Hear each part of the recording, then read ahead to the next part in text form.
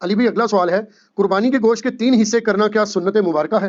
سنت مبارکہ نہیں ہے، لیکن سورۃ الحج میں یہ اشارہ ملتا ہے کہ جو حج کی قربانی ہے اس میں اللہ تعالیٰ فرماتا ہے کہ جب اللہ کے نام لے کے نہر کرو اونٹوں کو اور یہ اپنے پہلوؤں پر گر پڑیں تو پھر اس کے گوشت میں سے خود بھی کھاؤ اور مسکینوں کو بھی دو، سوالیوں کو بھی دو، اور جو سوال نہیں کرنے والے غریب ان میں بھی تقسیم کرو۔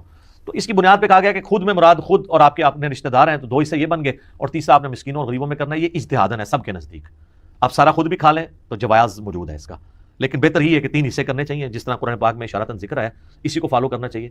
اور اس میں 3 حصے یہ نہیں کہ سب سے بہترین اپنے پاس رکھ لیا ہے اور سب سے ناقص دوسروں کو دے دیا ہے، یا جو امیر رشتہ دار ہے اس کو اچھا بھیج دیا، غریب والے کو دوسرا بھیج دیا۔ تو اس طرح کا معاملہ نہیں کرنا چاہیے۔ آپ جو اپنے لیے پسند کرتے ہیں وہ لوگوں کے لیے پسند کریں۔ پھر وہی آیت جو بار بار آئے گی، لن تنالوا البر حتی تنفقوا مما تحبون، کبھی بھی نیکی کے اعلیٰ درجے کو نہیں پا سکتے جب تک کہ پسندیدہ چیزیں اللہ کی راہ میں قربان نہ کر دو۔ ٹھیک ہو گیا؟ جزاک اللہ خیر۔ علی بھائی اگلا سوال ہے، کیا قربانی کے دن جانور کے گوشت سے روزہ کھولنا چاہیے یا اس کے بغیر بھی ناشتہ کیا جا سکتا ہے؟ ناشتہ کیا جا سکتا ہے۔ بخاری میں اتنا ملتا ہے کہ نبی علیہ السلام جب چھوٹی عید یعنی جسے ہم کہتے ہیں عید الفطر کے لیے جب جاتے تھے تو آپ میٹھی کھجوریں کھا کے جاتے تھے طاق تعداد میں، یہ صحیح بخاری میں آتا ہے۔ ترمذی میں آتا ہے کہ جب آپ عید الفطر کے لیے جاتے تھے تو میٹھا کھا کے جاتے تھے، اور عید الاضحیٰ کے لیے خالی پیٹ جاتے تھے اور واپسی پہ آ کے کھاتے تھے۔ باقی جو مسلم میں ڈیٹیل حدیث ہے 2950 جو میں نے شروع میں بیان کی تھی، امام باقر علیہ السلام نے جو جابر بن عبداللہ سے بیان کی ہے، اس میں یہی ہے کہ نبی علیہ السلام نے 100 اونٹ نہر کروائے، 63 خود کیے، 37 مولا علی سے کروائے، اور سب سے ایک ایک گوشت کا ٹکڑا لے کے وہ دیگ میں ڈالا اور پھر اس کو کھایا۔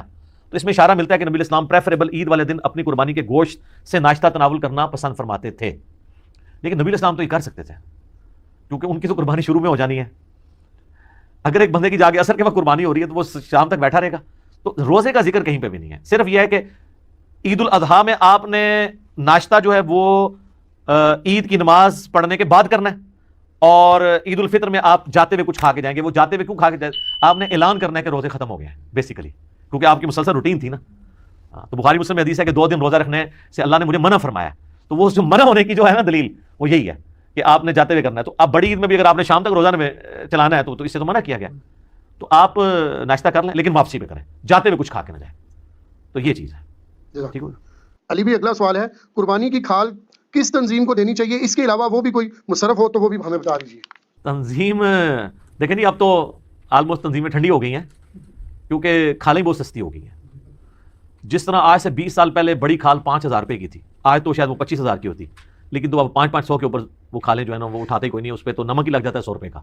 تو اب اور یہ انٹرنیشنل سازش ہوئی ہے مسلمانوں کے خلاف، اگرچہ اس میں جرم چند لوگوں کا تھا، بعض دہشت گرد تنظیموں کے لیے فنڈنگ جو ہے نا وہ اس کے ذریعے ہو رہی تھی، وہ FATF کا جو چکر چل رہا ہے اس کی چکر میں باقی عام مسلمان بھی رگڑے گئے۔ اب عیدی والے یا شوکت خانم والے بیچارے جو کھالیں بیچ کے اپنا ایک ویلفیئر کا کام چلا رہے تھے، ان یا الخدمت فاؤنڈیشن والے، ان کا تو قصور نہیں تھا لیکن وہ بھی ساتھ پس کے اس کے۔ تو اب تو وہ سلسلہ نہیں ہے، ورنہ تو قتل ہوتے تھے سیاسی تنظیموں کے بھی، مذہبی تنظیموں کے کھالیں اس کے اوپر۔ بعض لوگ تو 2 قربانیاں کرتے تھے تاکہ ایک ہی فرقے کی 2 جو مختلف تنظیمیں ایک قربانی کی کھال ان کو دیں تاکہ دونوں سے بنا کے رکھی جائے۔ تو کھال کا جو مصرف ہے نا وہ صحیح بخاری اور مسلم دونوں میں حدیث ہے، مولا علی علیہ السلام کہتے ہیں کہ نبی علیہ السلام نے میری ڈیوٹی لگائی تھی کہ جو جانوروں کی لگامیں ہیں اور جانوروں کی کھالیں ہیں اور اس کے اوپر وہ جو باقی جتنے بھی لوازمات لگے ہیں وہ میں سب کا سب صدقہ کروں اور کسائی کو اجرت کے عوض یہ چیزیں نہ دوں۔